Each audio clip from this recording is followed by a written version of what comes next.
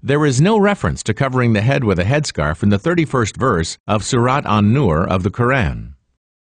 Say to the believing woman that they should lower their eyes and guard their private parts and not display their adornments, except for what normally shows, and draw their head coverings across their breasts. Actually, there is no reference to covering the head in that part of the verse. That is translated as, and draw their head coverings across their breast. The Arabic word khumur, which is translated as head covering in some commentaries and translations of the Quran, is derived from the root word khamr, that means to cover. This word means to cover something, yet there is no reference to the head in the Arabic original of the verse. In the Arabic original of the verse, which is translated as, draw their head coverings across their breast, there is no word for draw. The verb Yadribna is derived from the root darabe, and it means to cover, to strike, to conceal. The word jayubihinna is the plural form of the root word jimyabba, which has always been used to signify an opening of a shirt, or a sleeve, or a pocket, or the bosom, heart. In Arabic, the word is used in descriptions such as opening a pocket in a shirt, placing in a pocket. That means the part of the body that the covering should be placed on is woman's breasts. The command defined in the verse is not to cover the head, but the breasts. The second part of the verse defines the ones who are allowed to see the adornments of women, which actually explains the extent of the freedom women are given. They should only display their adornments to their husbands, or their fathers, or their husbands' fathers, or their sons, or their husbands' sons, or their brothers, or their brothers' sons, or their sisters' sons, or other women of those they own as slaves, or their male attendants who have no sexual desire, or children who still have no awareness of a woman's private parts. The verse states that apart from their husbands, there is no drawback for their male attendants who have no sexual desire or children who still have no awareness of women's private parts to see women's adornments. This information shows us that there is a reference to genitals and breasts in the word adornments. Consequently, the 31st verse of the Surat An-Nur actually explains the broad extent of the freedom women enjoy.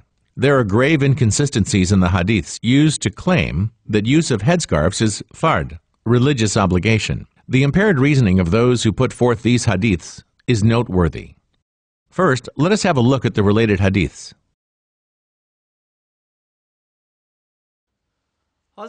Narrated Aisha Mu'min. May God have mercy on the early immigrant woman.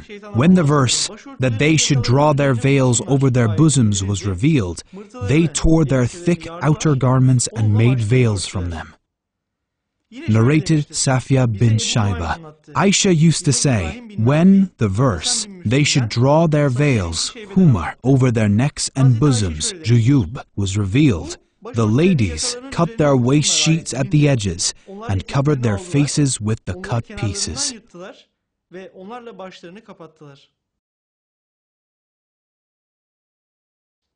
Narrated Aisha, Mu'minin.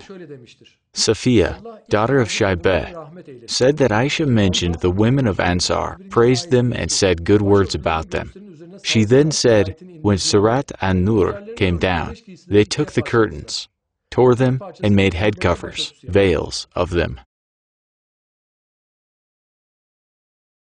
Mu'min Aisha is reported to praise the woman of Al-Ansar in these words, I did not see any woman better of those of Al-Ansar in their confirmation of God's book and the faith in the revelation. As soon as the chapter of An-Nur was revealed, containing the words, and they draw their head covers over their neck slits, and they were informed of it by their men, every one of them, without exception, took her robe, shawl, and wound it around her head, in conformity with and faith in what God had revealed in His book. They came next morning behind the messenger with those wound robes on their heads, as if a crow was sitting on their heads.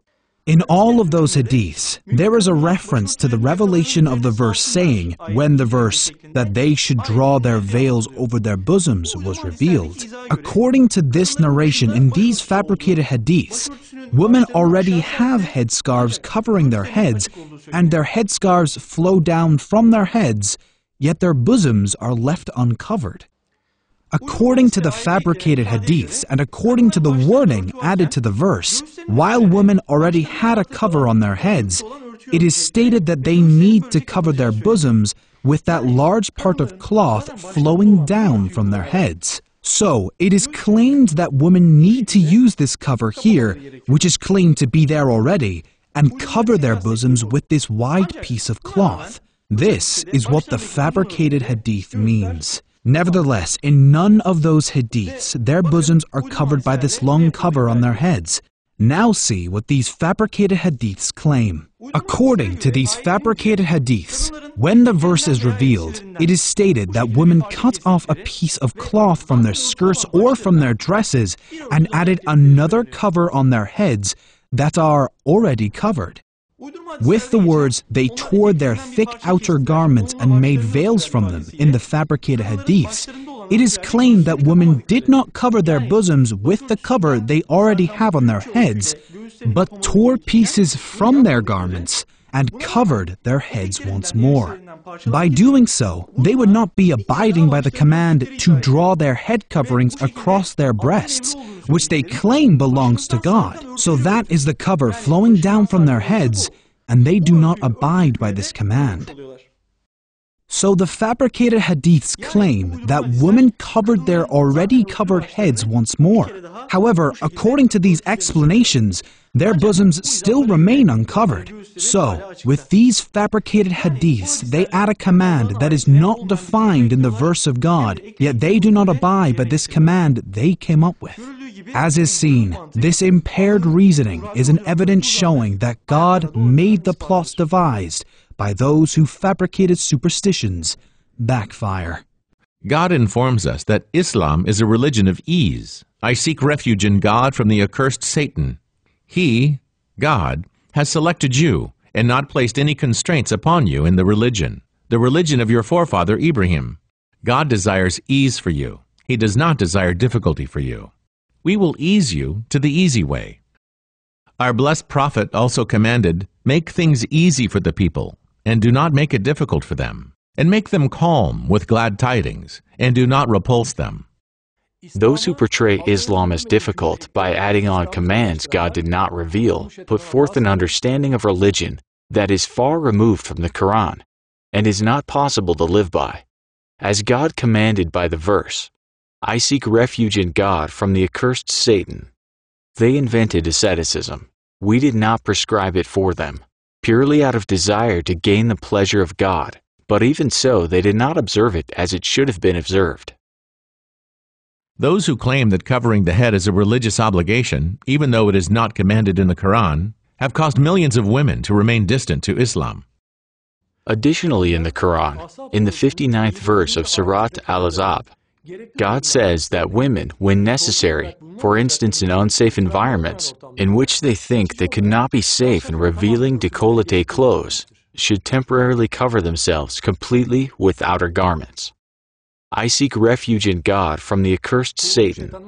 O Prophet, tell your wives and daughters and the women of the believers to draw their outer garments, jayubihinna, closely round themselves, yudnina alayhinna. This makes it more likely that they will be recognized and not be harmed.